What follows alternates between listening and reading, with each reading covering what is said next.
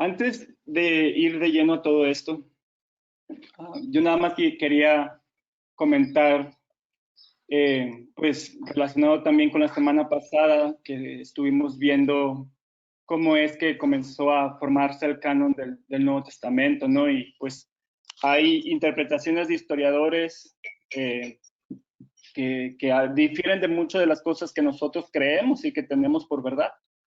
Y eso es algo que es muy común, por eso es muy difícil hacer un estudio en particular sobre estos temas, porque lo que me he dado cuenta es que la mayoría de las personas que están interesados en estos temas no necesariamente son cristianos, de hecho la gran mayoría no lo son, mas hay que reconocerles que se esfuerzan mucho por entender y son los que van a las fuentes primarias, o sea, tratan de encontrar los textos antiguos, hacer comparaciones para poder entender este proceso de formación, en particular de este tema de formación de la Biblia.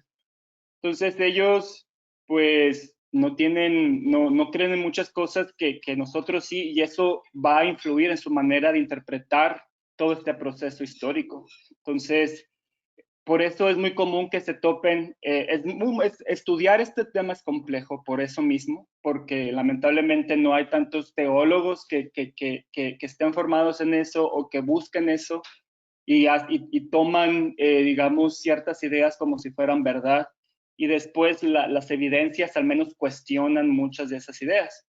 Pero sí hay que tomar en cuenta que los historiadores por lo mismo tienen un sesgo y ellos, es muy común ver en los libros de historia que tratan estos temas, decir los historiadores tienden mucho, y eso se debe porque pues son gente que se prepara y sí conoce, y eso les da digamos, un sentimiento de arrogancia, una actitud de arrogancia, saben que conocen bien y eso los lleva a crear comunidades intelectuales donde prevalecen ciertos temas, ciertas interpretaciones, ciertas visiones, paradigmas, formas de ver el mundo que también ellos mismos construyen y que uno puede criticar.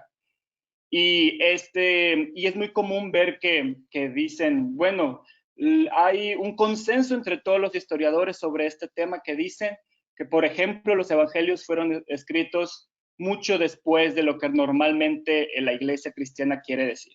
Entonces, ese argumento, el apelar a lo que dice, a este tipo de visión de que todo mundo, todos los historiadores que son los que conocen, ellos tienen ese consenso. Esa es una falacia. En sí, su naturaleza misma es una falacia y deben de tener cuidado con ese tipo de argumentos, donde muchos dicen todo mundo o muchos o todo un gran grupo son los que dicen esto y por ende es verdad. Y en la lógica eso es una falacia porque es un pensamiento grupal y un pensamiento grupal no necesariamente hace las cosas verdaderas. Da la apariencia de verdad, mas no son verdaderas. Y hay muchos ejemplos, nada más un ejemplo sencillo. Los nazis decían que los judíos eran parásitos. Muchos decían eso. Por ende, vamos a tomar eso como una verdad. No era así, pero el pensamiento grupal le daba ese sentido. Entonces, lo digo esto, ¿por qué? Porque en la historia han surgido muchas de estas interpretaciones que intentan darle un sentido de validez a sus ideas para, digamos, desacreditar la Biblia misma. Entonces, solo hay que tener cuidado y creo yo que es algo que vamos a ver, o sea, en este estudio, y eso lo hace muy complejo en sí, todo este proceso es lo que yo me he dado cuenta. La verdad es que ha sido, para serles honesto, ha sido un estudio un poco difícil y siento que ustedes han sido muy generosos en escucharme y también en decir, en reconocer, la verdad, digamos, lo que les he enseñado. Yo no siento que conozca tanto y que tenga todas esas habilidades porque es un tema que sí se requiere mucha preparación y es lo que al estudiar más yo me doy cuenta que conozco menos y que es complejo. Pero bueno, les agradezco por escucharme y por ser tan generosos conmigo. Y para iniciar con todo esto, bueno, precisamente voy a irme a la línea del tiempo. Aquí subrayé dos cosas que no toqué la semana pasada que considero son importantes. Si recuerdan la semana pasada, yo, bueno, pues concluí hablando sobre cómo se surgió la idea de un canon del Nuevo Testamento, que es el mismo que nosotros manejamos para el siglo IV con Atanasio, un obispo. También por ese siglo es importante que, bueno, pues antes de eso se dio la conversión de Constantino al cristianismo, y con esa conversión del emperador romano a Constantino, la iglesia, la religión cristiana se vuelve, digamos, la religión oficial del imperio romano. Entonces, de alguna manera, digamos, este canon del Nuevo Testamento también se dio en gran parte porque hubo un impulso por parte del Imperio Romano también. Entonces, otra cosa que hay que considerar de este siglo es que para el siglo IV el latín ya era un idioma predominante. Todavía existía el griego, pero el latín era el que se estaba prefiriendo más por parte del gobierno romano. Entonces, eso es importante por el impacto que va a tener esto después en el estudio, en la creación de más textos bíblicos. Entonces, ¿por qué? Era natural, el Imperio Romano, ellos venían de Roma, era de la región italiana, y ahí es donde surgió el latín, donde se hablaba el latín ya. Entonces, pues vamos a ver el declive del idioma griego y el surgimiento del latín como idioma oficial, como idioma predominante. Esto es importante, ¿por qué? Porque para el año 384, Jerónimo, uno de los padres que es considerado padre de la iglesia cristiana, impulsado por autoridades eclesiásticas, ya estaba el cristianismo como religión oficial, lo vuelvo a repetir. Jerónimo va a comenzar a traducir los evangelios que estaban en griego a latín. Y después el proceso de esta traducción va a llevar a lo que se llama la Vulgata latina. Y este texto es el que va a predominar en toda Europa por mucho tiempo, en latín. Vaya, la razón es lo mismo, se quería hacer una traducción en latín porque ese era el idioma oficial. Y el proceso duró años. De hecho, Jerónimo hizo varias revisiones. Al principio, cuando empezó a traducir los textos bíblicos que ya existían, ya se tenían, él se dio cuenta que al principio empezó a traducir todo del griego, utilizó la Septuaginta, que era el Antiguo Testamento, y las cartas de Pablo y los evangelios que se tenían y los códices que ya se tenían, que eran copias de las cartas y de los evangelios, y todo estaba en griego.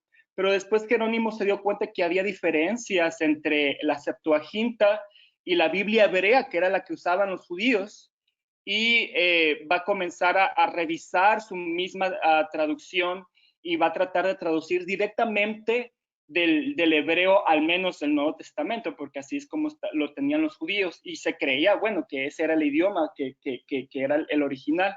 Entonces, Jerónimo tardó tiempo para llegar a la Vulgata, la va a crear la Vulgata, y claro, Jerónimo de alguna manera tenía buenas intenciones. Él decía que no es posible conocer a Cristo si no se tiene conocimiento de la palabra. Entonces, para él era muy importante traducir todo esto al latín. ¿Para qué? Para que más personas conocieran sobre la palabra de Dios. Esa era la intención. Entonces, sí había como una visión evangelizadora detrás de toda esta traducción. Entonces, la Vulgata se va a convertir en la versión oficial del Imperio Romano, pero cuando el Imperio Romano cae, la Vulgata va a seguir, y es la que va a adoptar también la Iglesia Católica. Y la Iglesia Católica, establecida todavía en Roma, ellos son los que van digamos, a reproducir esta traducción, y la van a esparcir en Europa principalmente. Entonces, para el siglo V, en esos años se da un proceso de declive del Imperio Romano. Y cuando se da ese proceso de declive, va a iniciar, digamos, históricamente, y esto es algo que se ha creado después, la Edad Media, que comprende más o menos como 1000 años, que van desde los años 500 hasta 1500. Esa es, digamos, el periodo de la Edad Media. Quizás algunos de ustedes ya conocen esto por clases que han tomado. Entonces, Rápidamente, me voy a ir muy rápido con esto. La Edad Media se caracterizó por un sistema feudalista. Es necesario todo esto para comprender y también desmitificar algunas concepciones que hay sobre la historia. Entonces, la Edad Media se caracterizó por un sistema social y político que era el feudalismo, que era una organización en la que gobernaba y tenía, digamos, casi todo el poder los señores feudales, que eran guerreros, eran nobles guerreros, que ellos tenían porciones de tierra donde dominaban, donde había una iglesia católica y por lo general los obispos o los sacerdotes eran parte de la misma familia de los nobles y había campesinos que trabajaban para ellos. Entonces era un sistema donde gobernaban los señores feudales. Había reyes, pero los reyes llegaban a tener menos influencia y poder que los señores feudales. Ahora, esta época es verdad que había mucho misticismo, es verdad que había, obviamente, guerras y conflictos, y eso es verdad, y que había decadencia moral, es verdad, y que había ritos, y que había, la Iglesia Católica tenía mucha influencia en varias regiones de Europa, es verdad. Todo eso, y las reliquias, y los santos, todo eso, y todas las mentiras que la Iglesia Católica misma promovió, todo eso es verdad. Pero también hay que reconocer algo. En esta época, ya se dieron traducciones en idiomas, digamos, más vulgares, en idiomas más comunes. La Biblia de Lutero no es la primera digamos, la primera Biblia que se tiene en el alemán o que se tiene en una lengua común. En la Edad Media había muchas versiones ya. Había una versión en dialectos eslavos, en polaco, en alemán, en francés, hasta en español, en inglés. Ya había versiones. Y esto contradice mucho de lo que muchos piensan con relación a la Edad Media como algo atrasada. La Edad Media no necesariamente era atrasada, incluso lo era en términos religiosos. ¿Por qué? Porque es verdad que la Iglesia Católica, ellos querían promover la Vulgata Latina como la única versión y de hecho la divinizaban, la idealizaban como una traducción de inspiración divina y querían imponer esa y que solo se leyera esa. Pero la Iglesia Católica no tenía influencia en cada persona ni en cada, digamos, territorio feudal. De hecho, había señores feudales que permitían que sus párrocos ellos utilizaran estas Biblias que estaban en idiomas comunes y que las leyeran a las personas. Y había personas de la Edad Media que sí llegaron a escuchar de la palabra de Dios en su idioma. Y esto era algo que existía y que se daba, y la iglesia no podía castigar a todas estas, digamos, párrocos o señores que lo permitían. ¿Por qué? Porque la estructura social y política estaba muy fragmentada y era muy plural, y cada señor feudal tenía su propia ley y sus propias normas. Entonces, por eso hay algunos que dicen que a veces la Edad Media era mucho más tolerante hasta cierto punto en algunos aspectos, más, más plural en cuanto a la organización política y legal, porque cada estructura, cada reino, principado, señor feudal tenía su propio sistema legal y político. Entonces, esto lo hacía muy difícil para la Iglesia Católica poder castigar a todos los que llegaran a leer o escuchar de la Biblia en su propio idioma. Entonces, es algo que se dio, es un proceso. La historia a veces es muy contradictoria, la manera en que va surgiendo y van interactuando todas estas fuerzas llega a ser contradictoria, pero así se dio.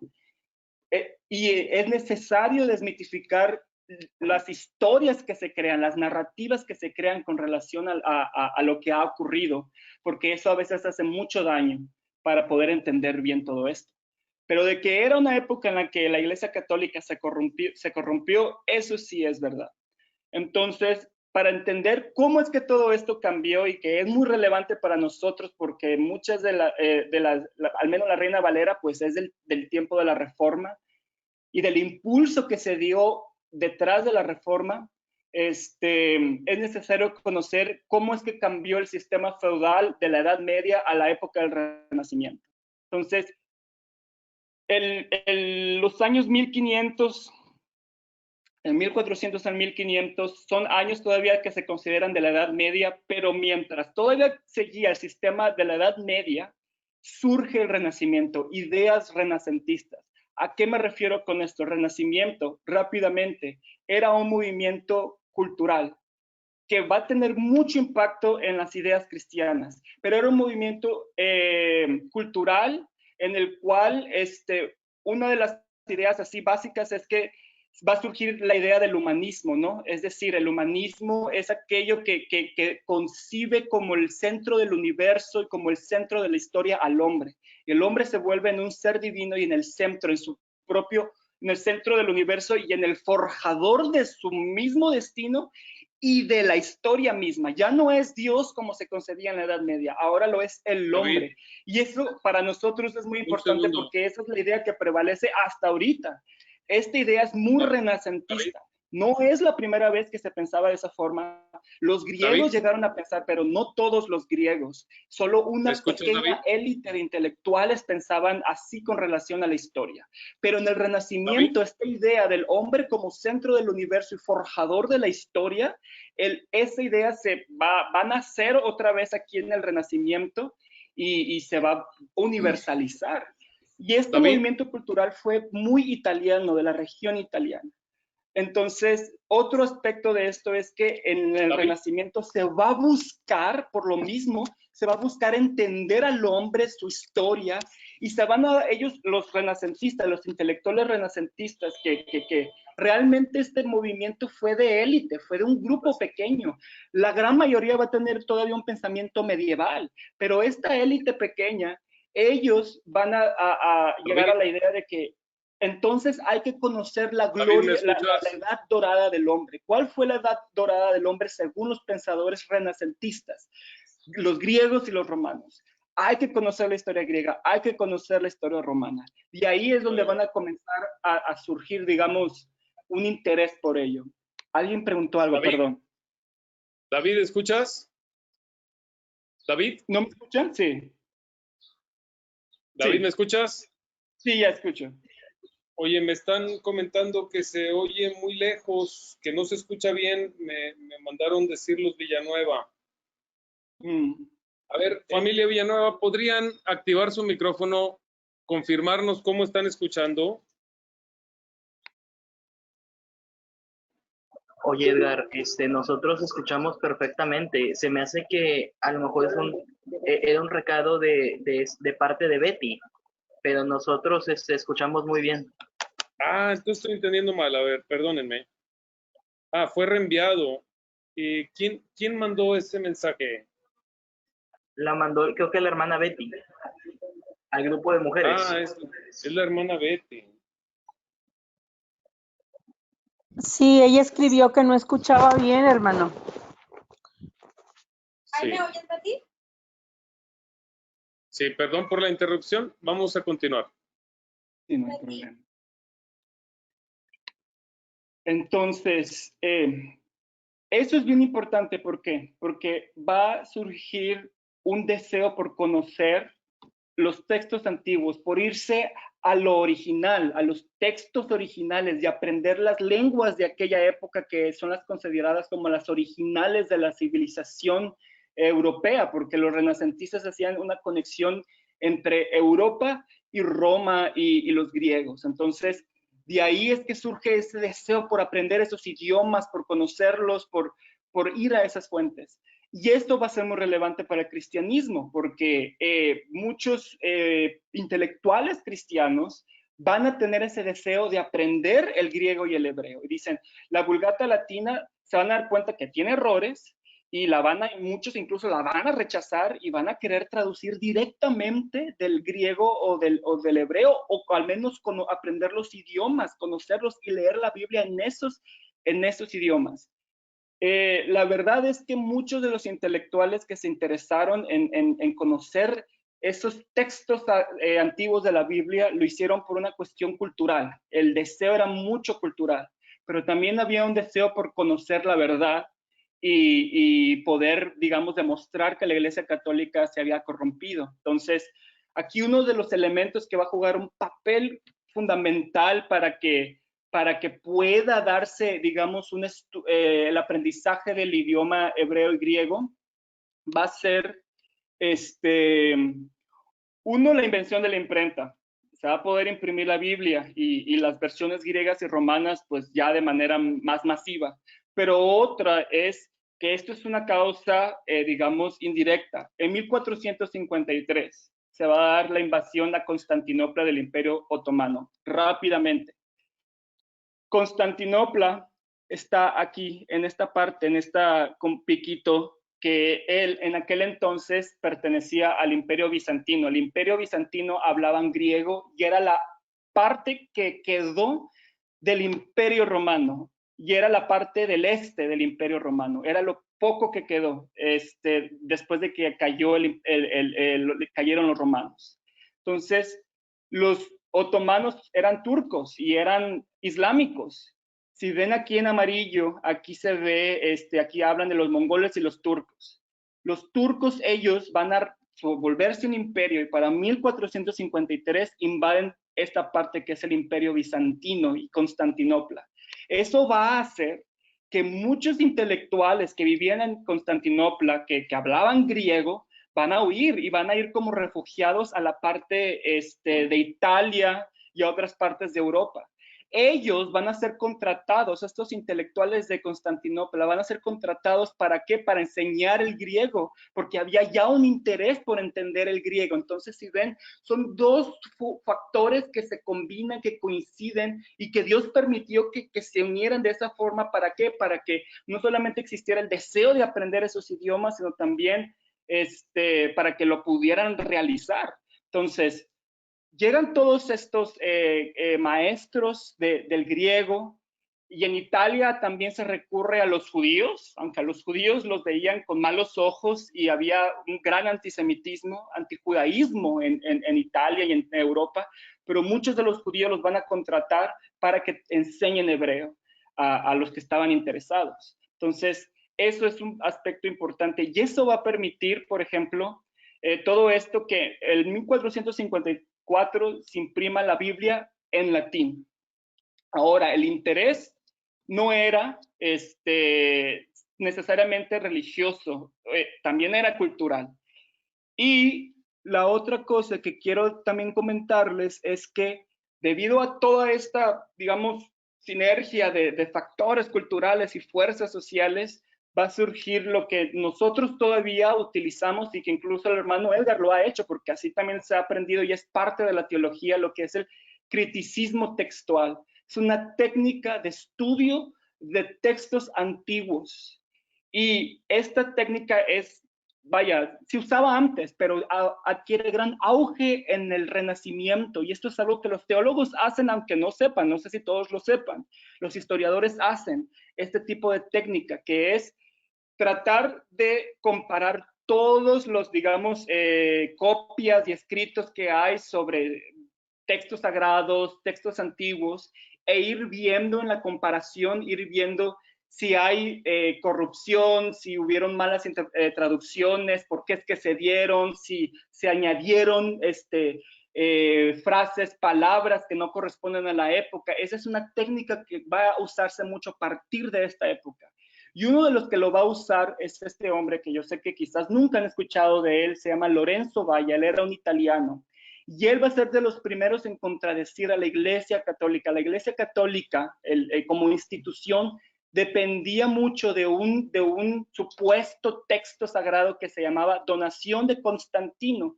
Y aparentemente en este texto, Constantino le había otorgado a la Iglesia Católica influencia absoluta sobre la fe cristiana. Y ahí es donde ellos se basaban para justificar su dominio sobre la interpretación de las escrituras y que solo de ellos se podía obtener salvación y que ellos eran los que podían conocer bien las escrituras. Supuestamente este texto lo tenían como casi bíblico. Y Lorenzo de Valla se va a dar cuenta que es un texto falso que se escribió muchísimo después y esto lo va a lograr por medio del criticismo textual. Y lo va a hacer, ¿por qué? Porque va a aprender el griego y va a hacer comparaciones y se va a dar cuenta que este texto no corresponde al griego de Constantino, que es un griego muchísimo después. Entonces, pues esta técnica va a tener grandes beneficios para poder llegar a las fuentes más antiguas. Yo la única crítica que tengo a esto es los renacentistas o los religiosos renacentistas, los que estaban interesados en conocer la verdad bíblica, ellos no sabían que no existía, pues que no se tienen las fuentes originales, casi de todo hay copia. Entonces, ¿cómo vas a llegar? ¿Cuál sería como la base para poder determinar qué es más puro, más original que otras copias? Eso es lo complicado, es lo difícil, que ellos no lo sabían, pero en la época lo creían y de esa manera promovieron esa idea. Voy a tener aquí tantito solo para preguntarles. ¿Hay alguna duda? ¿Alguna pregunta? ¿Algún comentario que quisieran hacer? Todo bien, muchas gracias, David. Está muy bonito tu estudio, David. Gracias, hermano. Y bueno, eso es con relación a este hombre, Lorenzo Valla, ¿verdad? De aquí también quería mencionarles a otro hombre muy importante, que es Erasmo, ¿no? De esta época. Él es un pensador, era sacerdote y también era un pensador, filósofo. Erasmo, él era de Holanda. Y este hombre va a ser muy influido por las ideas renacentistas, ¿no? Va a tener un deseo por aprender griego y hebreo. Y él va a ser el primero que va, digamos, a crear una edición del Nuevo Testamento en griego, pero renovado, revisado, donde él se dio la tarea de tomar todos los textos antiguos que tenían existentes en griego e ir aplicando esta técnica del criticismo textual para ir teniendo la mejor versión del Nuevo Testamento. Y ese Nuevo Testamento es el que Lutero va a usar para poder traducir su Biblia, la Biblia al alemán, y que muchos otros van a usar. Erasmo va a tener mucha influencia sobre muchos reformadores debido a este texto que va a publicar en 1516. Y él, o sea, es uno de los pensadores claves del Renacimiento, porque él se interesó por mucho de la enseñanza que se dio en este movimiento cultural.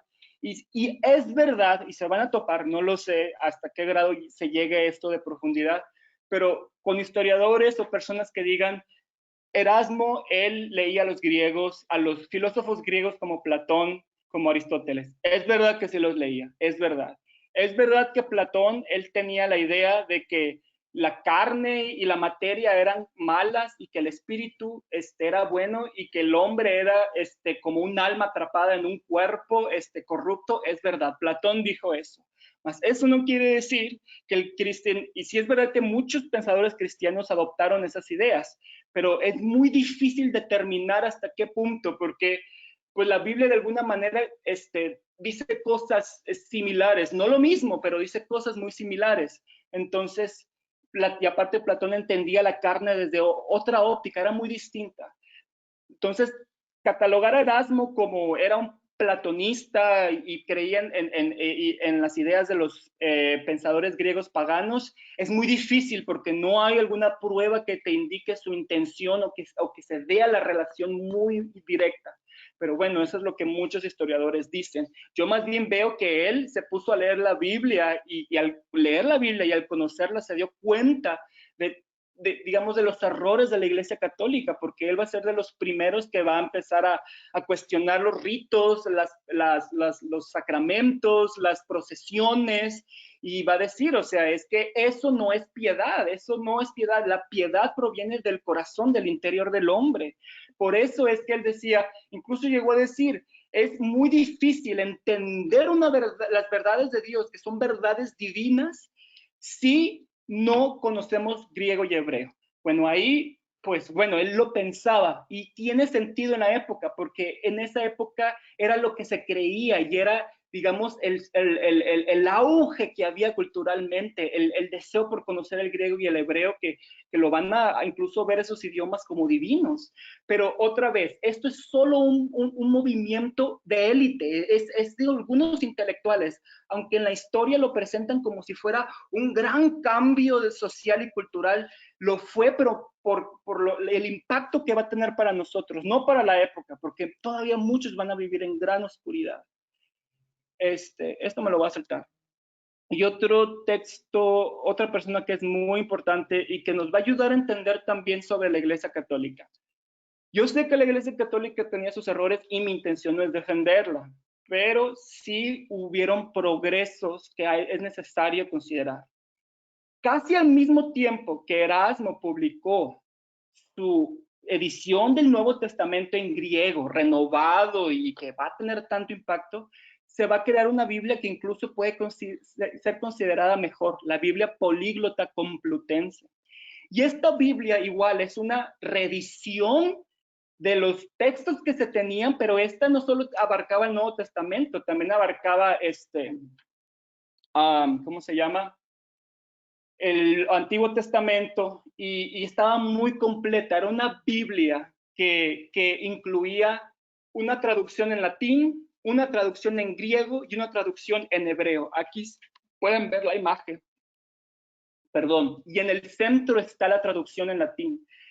Se puso en el centro la traducción en latín porque todavía la consideraban como de gran importancia y que de alguna manera simbolizaba como el centro es donde está Jesucristo entre Dios Padre y Dios el Espíritu Santo, así lo veían ellos, y así de la misma manera estaba latín, entre el griego y el hebreo. Pero esta Biblia tenía anotaciones en griego, anotaciones en hebreo, diccionario en griego y en hebreo, palabras, léxicos, definiciones, aclaraciones, en esos idiomas, en latín también.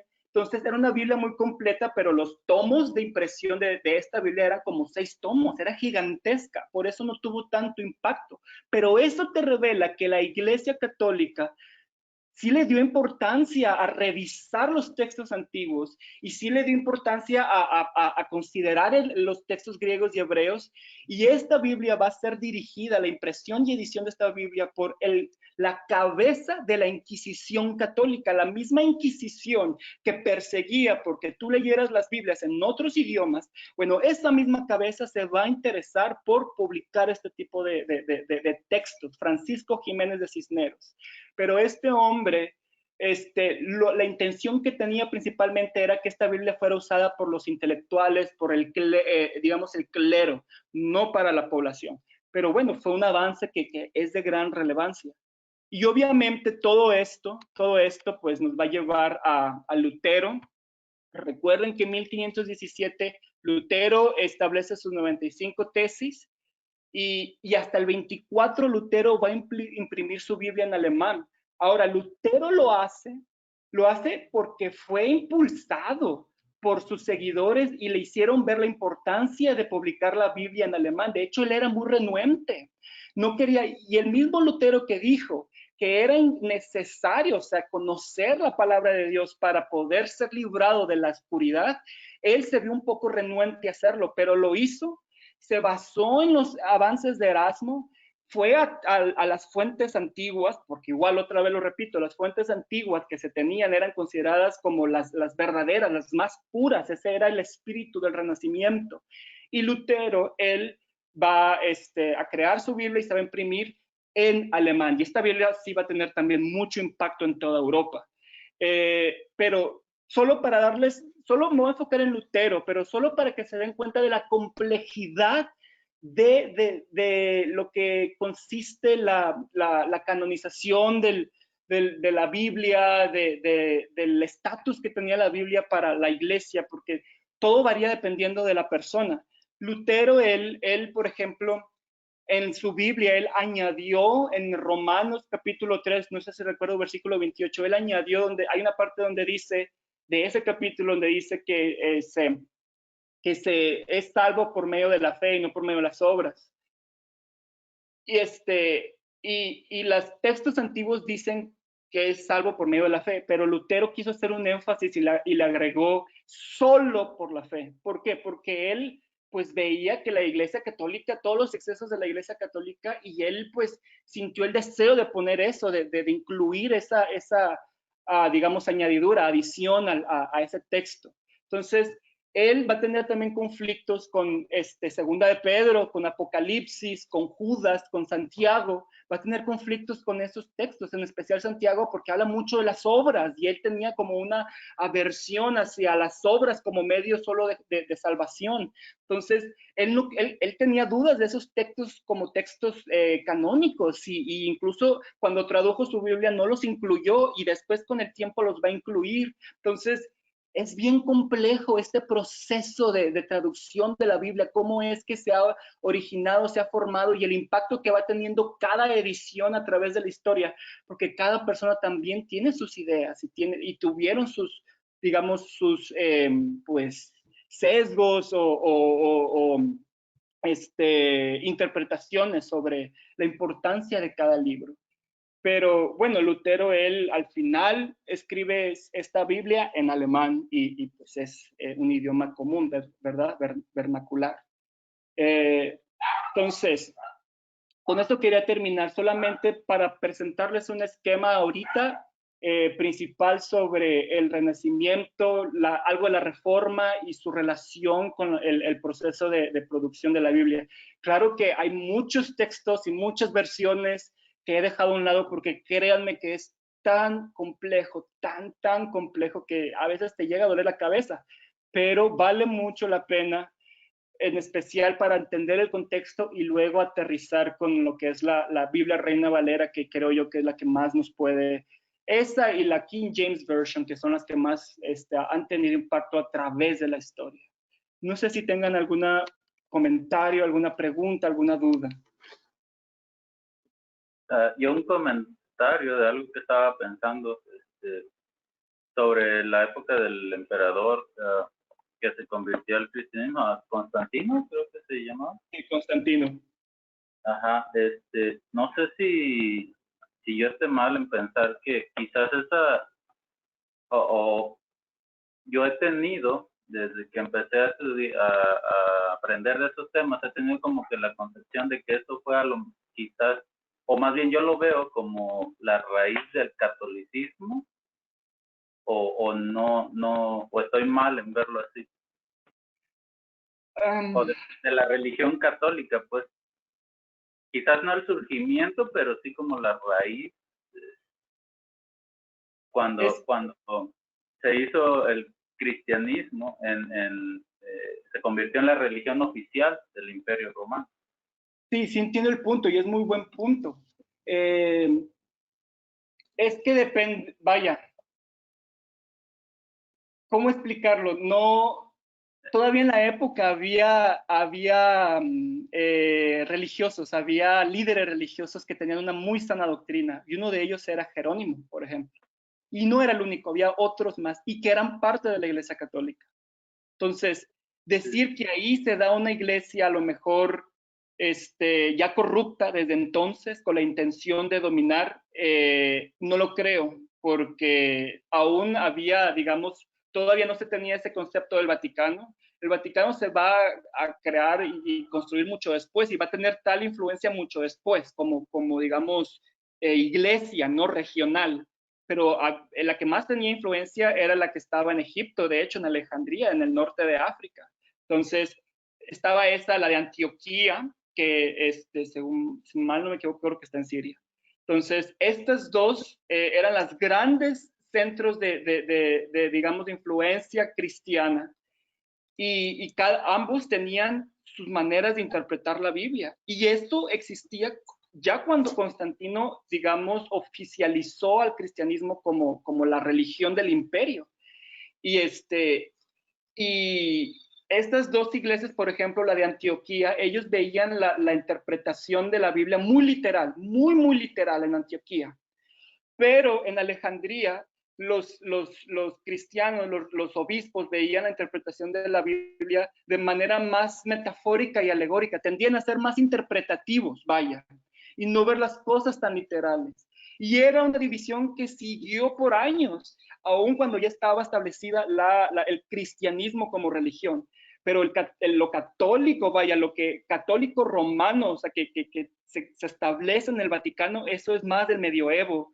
Y fue gracias a la creación de ese texto que yo les hablaba donación de Constantino. Pero cuando se establece, no podemos pensar todavía en una iglesia católica romana ya en sí totalmente corrupta. Fue un proceso que se fue dando, Yo me refiero lento. más. David, yo creo que lo que Belisario menciona es que hay muchas dudas de la conversión de Constantino. Yo soy de los que dudo que Constantino realmente se haya convertido. Yo soy de la idea de que Constantino lo usó como un arma, es su supuesta conversión. Y que eso de alguna manera con el tiempo, como bien lo mencionas tú, hacia el futuro, fue desviando mucho a la iglesia, ¿no? O sea, sus infiltraciones para intervenir en la iglesia fueron muy latentes, ¿no? Creo que a eso se refiere Beli, ¿no? Sí, ¿sí te refieres a eso, Beli? Sí, me refiero a que como raíz de la institución de la religión católica, cuando ya se empezó a usar con propósitos diferentes a esparcir el evangelio, el mensaje de Dios. Oh, claro, pero es muy interesante lo que dice David. Seguía habiendo sana doctrina en un buen número de cabezas, por lo que no dudo que tengamos muy buenos elementos para el tema que nos compete en esta sección de David, o sea, para llegar a la composición de nuestra Biblia en esos años. Ajá. Y de esto yo tendría otra duda, más o menos en qué tiempo ya tendríamos claro que existe ya la Iglesia Católica como religión, como institución. Sabemos más o menos cuándo ya está claro que está ya formada, ya lo sabemos. Sí, sí se sabe, pero igual es un proceso que yo mismo no he investigado a profundidad porque no me enfoqué ahorita a eso. Y sé que todo eso se va a dar más o menos hacia el siglo IX. ¿Por qué? Porque hacia el siglo IX ya la Edad Media está muy consolidada y hay estabilidad social y política. Antes, como 300 años, hubo de mucho conflicto y de invasiones de los germánicos. Eso hizo muy difícil que la Iglesia Católica se consolidara durante esos años. Pero decirte así es exactamente el punto. No creo que haya un año, habrá como textos que hayan influido y decretos y tengo que revisarlos porque no estoy muy familiarizado y hay que ver así como el contexto de cómo es que se dio. Pero eso muy seguramente es para esos siglos, no antes, no antes. Yo debo tener algún dato aquí interesante, déjenme lo busco en la historia de la iglesia.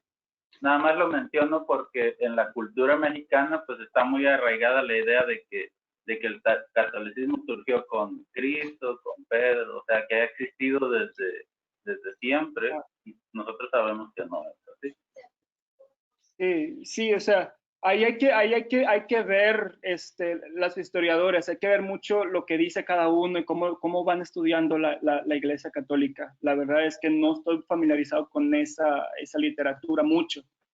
Y lo otro que estaba mencionando rápidamente, lo que tú habías dicho al principio de Constantino, de las dudas que hay sobre Constantino, de hecho, eso es muy claro, es muy evidente. ¿Por qué? Porque ya con Constantino el Imperio Romano estaba en decadencia, estaba siendo muy amenazado por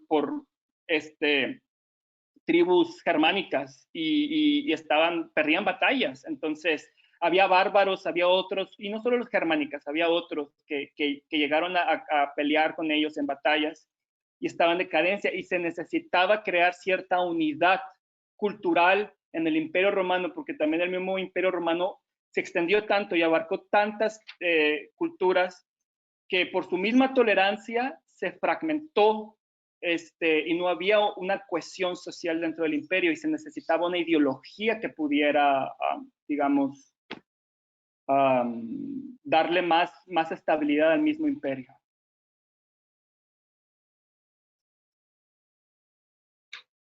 Es correcto. ¿No podrás ampliar esa imagen? No se lee. Sí se puede ampliar. Gracias. Digo, nada más para que lo repasen, esto lo tienen ustedes. Y David, está muy interesante aquí ver esta cronología, ¿verdad? Que pudiera serte útil. Falta corroborar la autenticidad de todos estos datos. Yo no lo logré corroborar todo, Sí. solo algunas cosas, pero se dice que en el año 607, Ujú. Bonifacio III consolidó el papado, declarando que el único obispo oficial universal es autoridad de toda la iglesia como un sustituto de Cristo, ¿no? 607. Claro. Y ahí empezaron ya muchas cosas. Por ejemplo, en el 666, pues la extrema unción. En el 786, la adoración oficial a imágenes y reliquias, cosas que luego, contra las que combatieron mucho hombres como Martín Lutero, ¿no? En el 850, el agua bendita, etcétera, ¿no? Digo, pero nada más para que recuerden, este estudio lo tienen ustedes, hermanos. Tienen acceso a él. ¿Eh? En cuanto a eso, eso está muy interesante, pero otra vez hay que ver digamos, la Iglesia Católica como, o sea, concebida como tú la mencionabas, Belisario, y así con tal influencia, ¿no?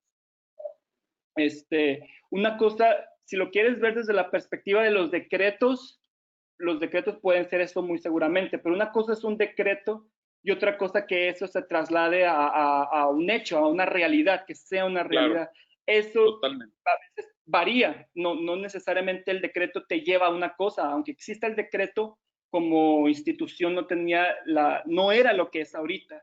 Eso es lo que nada más habría que verificar bien, cómo el decreto ya se vuelve pues más una realidad histórica, ¿verdad?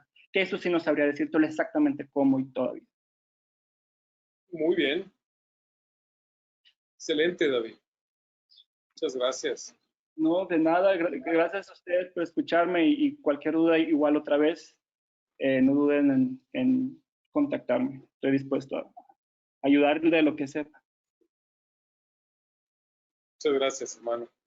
¿Alguien más tiene algún comentario o alguna inquietud relacionada con este estudio que nos comparte David?